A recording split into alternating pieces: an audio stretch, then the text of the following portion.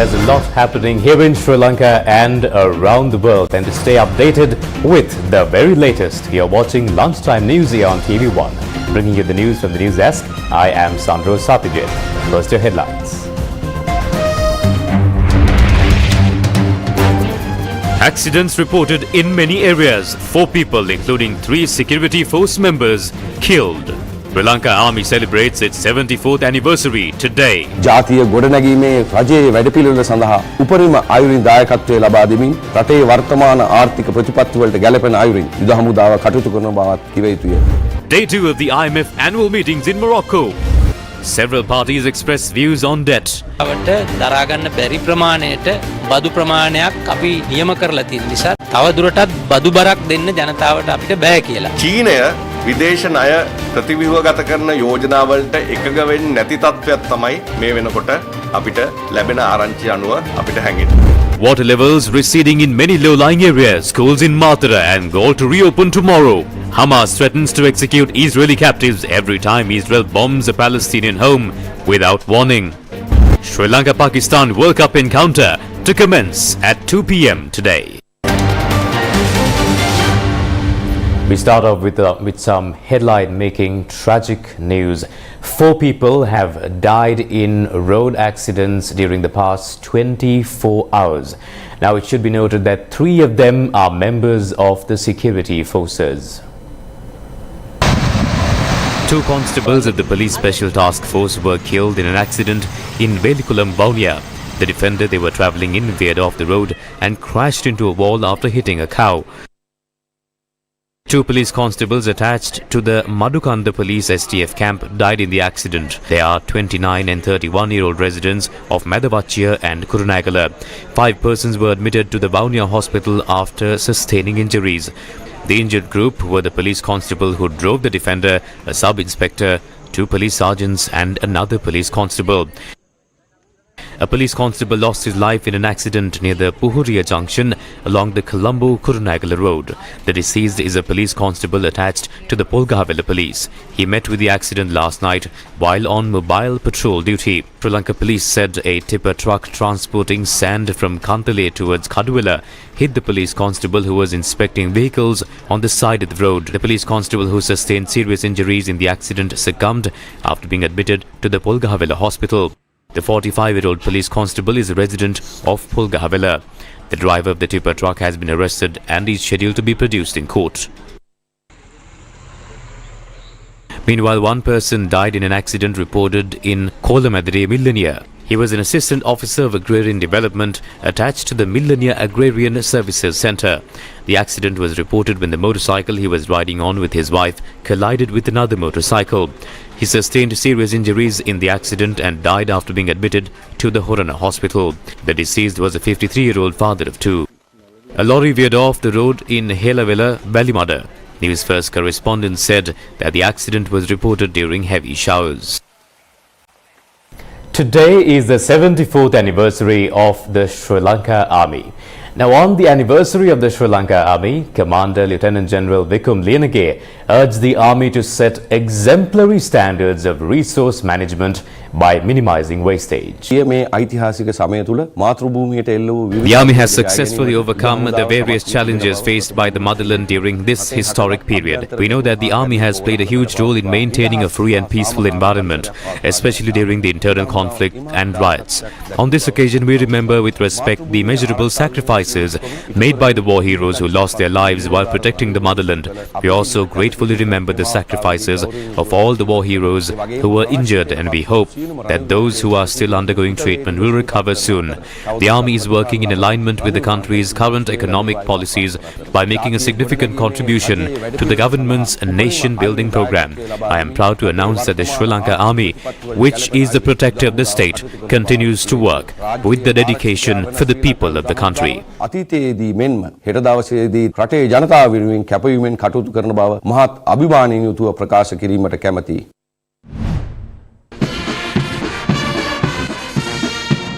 Meanwhile, a special ceremony organized in line with the 74th anniversary of the Sri Lanka Army was held at the Panagoda Army camp today.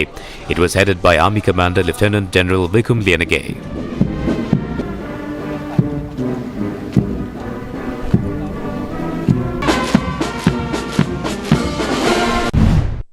The Sri Lanka Army celebrates its 74th anniversary today. In commemoration of the 74th anniversary of the Sri Lanka Army, 314 officers, 1,565 officers of other ranks of the Sri Lanka Army have been promoted to their next rank. The promotions were handed over by President Ranil Wickremesinghe. 7 Major Generals, 12 Brigadiers and 37 Colonels are included among the ranks as well. Yet another petition has been filed against the proposed anti-terrorism bill. Vice Chairman of the Samagi Taruna Balawegaya Rehan Jayavikrama has filed a petition at the Supreme Court against the controversial anti-terrorism bill that has drawn much criticism both at home and around the world. The government tabled the anti-terrorism bill in Parliament last Tuesday, but it was not presented to the House. The petition has therefore been filed out of an abundance of caution. The petition is therefore requesting a special determination. Jayavikrama is being represented by SJB Legal Secretary President's Counsel Farman Qasim and Attorney Hejaz Hizbullah. It was filed by instructing attorney Tharmaraja.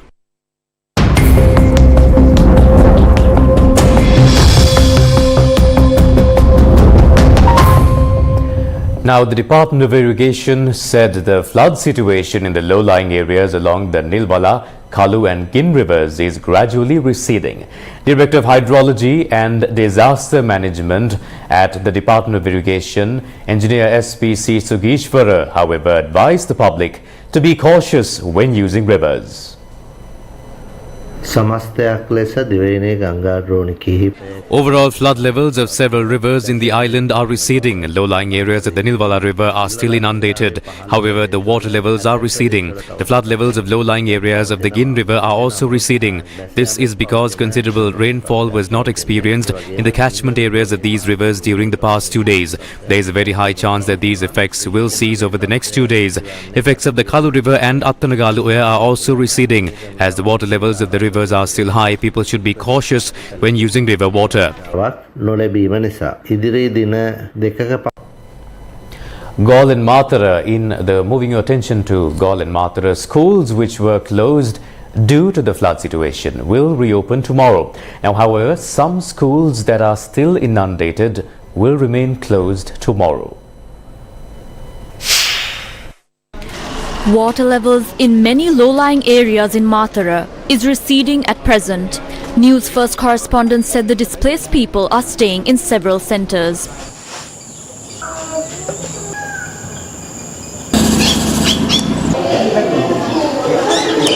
The flood levels in areas surrounding the Ging River are also receding at present.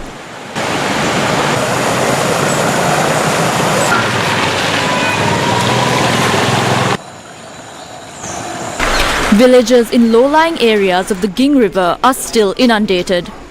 This is the situation of roads and low-lying areas in Dodangoda and Wakwalla this morning.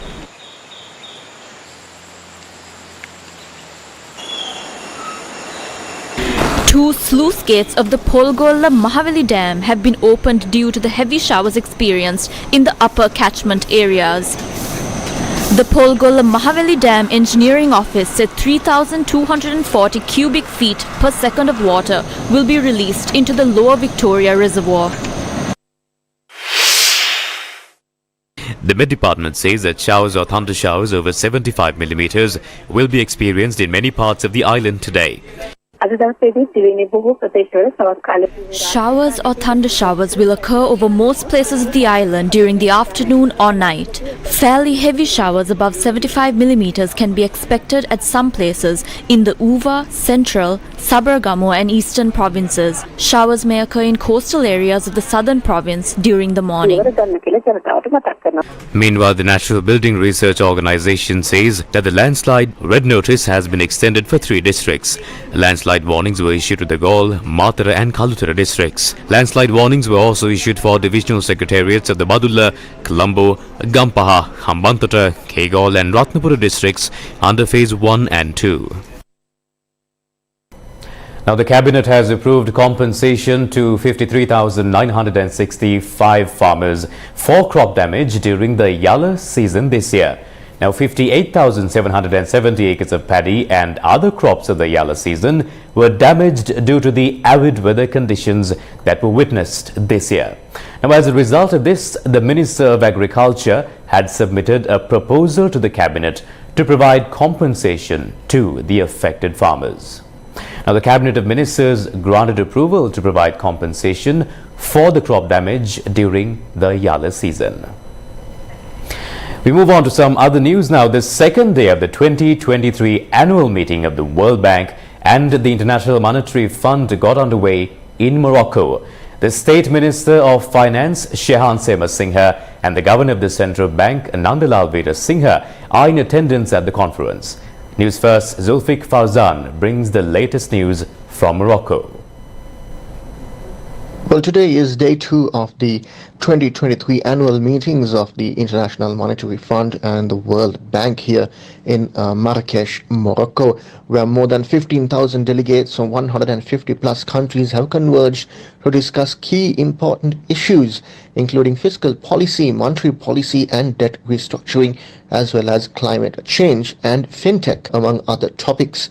Now, on day 1, the main focus was on the regional issues, where we had a press conference and a seminar that was attended by the Moroccan authorities to highlight how the African continent is pursuing to secure financial stability and also address other financial issues in the region. Now, today, the 10th of October, is a very important day for this session, as the World Economic Outlook is expected to be released. Now, that will be released at around 9 a.m. Moroccan time. That's after 1 p.m. Sri Lankan time. Now, we have got some indication that there may be a mention about Sri Lanka. However, that has not been confirmed by anyone. It is a possibility that Sri Lanka might also be mentioned in this report. However, we are awaiting the release of the publication to confirm if Sri Lanka is actually mentioned in it. Apart from that, there will be several other side events that have been organized for the delegates. And yesterday, State Minister Shehan Sema Singha and the Sri Lankan delegation met with IMF and World Bank representatives and expressed their gratitude for the support given by these global bodies. Reporting for the first and only Sri Lankan news agency at the 2023 annual meetings of the International Monetary Fund and the World Bank, from Marrakesh, Morocco, I'm Zulfiq Farzan for News First. Minister of Justice Dr. Vijaydas Rajapaksa says that officials from the IMF are due to visit Sri Lanka next week. The minister said that they will visit the country for further discussions regarding the second tranche. IMF එකේ අපේ ඉල්ලීම පිළි අරගෙන The IMF understood our request and gave us the first tranche. There is a delay in the second tranche. A primary reason for this is that the IMF expects a certain amount to be paid back in the first quarter of 2024. However, we have honestly stated that we cannot get that amount of income in that amount of time. Then their proposal to this is to increase income in the first quarter by increasing tax. But the President and the government stated that we should not burden the people with even higher taxes, as the current tax amount is already hard to bear. So there is a conflict of opinion about that. But next week they have informed us that a team will come to Sri Lanka and discuss with us further. So we are optimistic.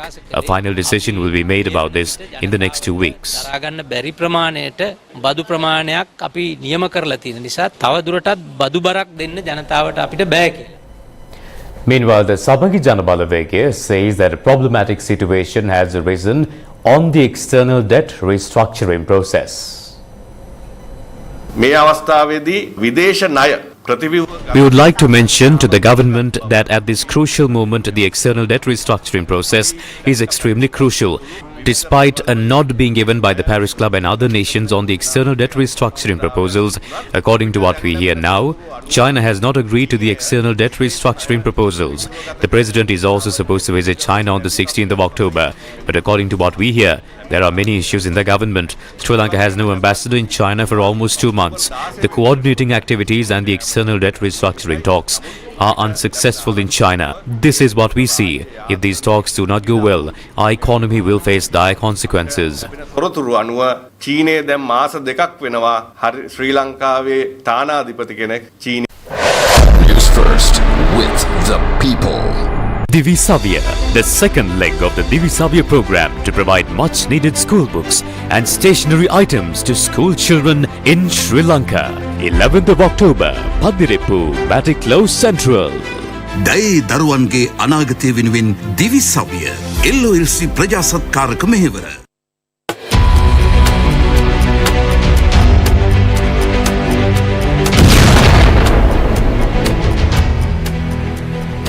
Making headlines throughout the world these past few days, the Israel-Palestine conflict. The Islamist militant Hamas movement has threatened to execute an Israeli captive every time Israel bombs a Palestinian home without warning, as Israel called up an unprecedented 300,000 reservists and imposed a blockade on the Gaza Strip, raising fears it planned a ground assault.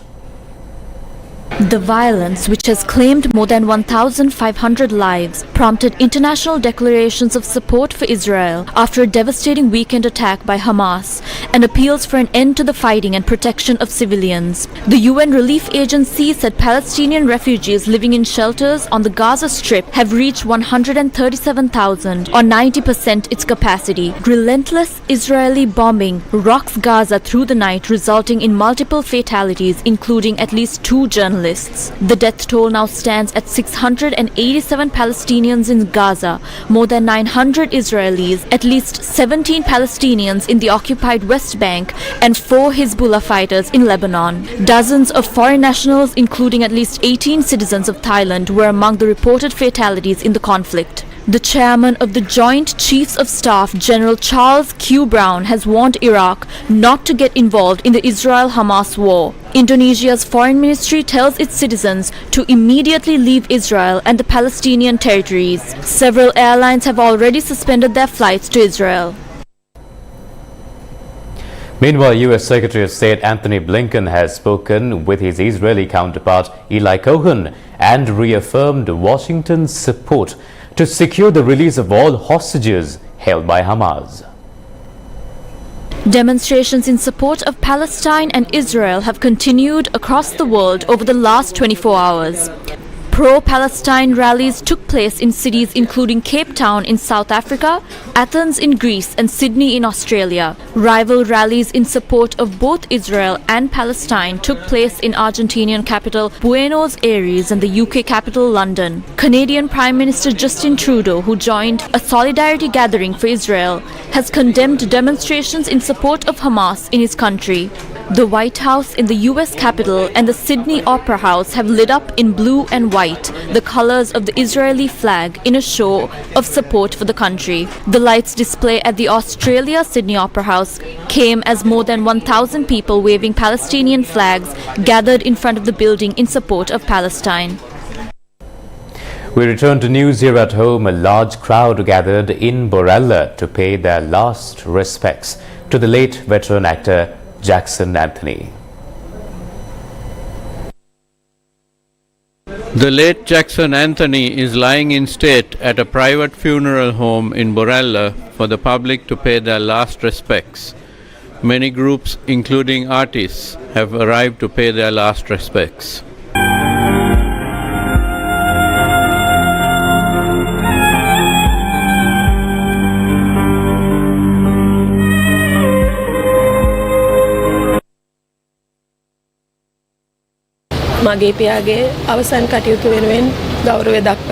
Fans, those who loved my father, those who worked for him, his friends from school and university have come to pay their last respects. I am thankful to them.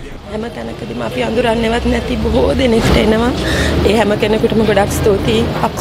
Anthony namu ape sahurdaya e shrestha Jackson Anthony's demise is a great loss to our film industry, the society and the future generations. He had a vast knowledge in various sectors. The body of late Jackson Anthony will remain at the private funeral parlour in Borella until 11 p.m. today and will be taken to his house in Kadawatha tomorrow. The final rites will be held on Thursday afternoon at the Ragama Roman Catholic Church.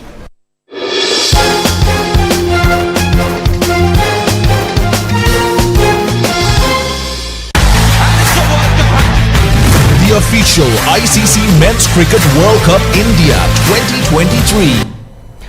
On to sports news now. England are currently taking on Bangladesh in the ICC Cricket World Cup 2023. Sri Lanka will take on Pakistan in the second match for the day later today at Rajiv Gandhi International Cricket Stadium in India. Cricket fans can watch all the action of the ICC Cricket World Cup via the MTV MBC networks, the official local broadcasting rights holders of the World Cup. The matches will also be streamed live on www.siriusatv.lk. And with that, we wrap lunchtime news here on TV1, bringing you the news from the news desk. I am Sandro Satyajit signing off. Have a beautiful day.